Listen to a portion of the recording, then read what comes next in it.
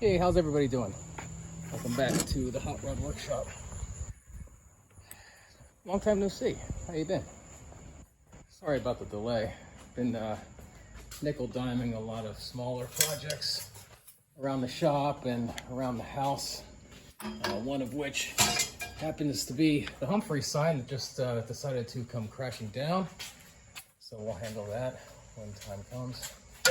But I wanted to give you guys a short update on the Roadster pickup project.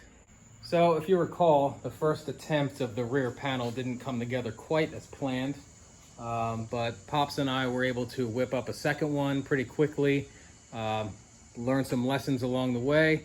I wasn't able to get a whole lot of content that time around because I was kind of putting my nose to the grindstone to get it done, but it turned out pretty nice. The next plan for this rear section is to cut out the majority of the sheet above the bead line there and to put a slight ducktail, much like a T Roadster would have, and close it up and make it nice with a nice finished edge, much like I did here for the dash rail, to kind of match the door profile and all. Along with getting the back panel situated, I got started on the subframe assembly. Just simple 1-inch box tubing with a slight toe board, much like a Model A would have.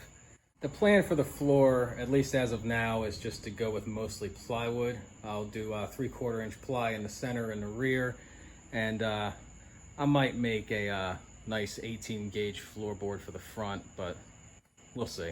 So once the subframe is in a good place, I'm going to start running an A and B pillar on either side of the door opening. I'm gonna have to make my own hinges. These are, if you recall, rear touring doors off of a Model T, and originally they would be suicide doors, but considering the size of this cab, I think suicide doors won't really work well with the steering wheel kind of being in the way of you getting in and out of the car. So that being said, the sooner I get an A-pillar in here and get the doors supported and hinged, I think we'd be in a much better place. Plus, I got to be able to get in here and work on the car without having to crawl under it every single time. So that's the next plan. So other than that, I got a couple goodies from our pals Matt and Mike over at Iron Trap. Some nice Offie heads and Fenton intake for the 8BA. Started taking out the valves recently. I was able to get the majority of them out, but there's still a couple that are being a bit of a pain, so I'm gonna have to revisit that soon.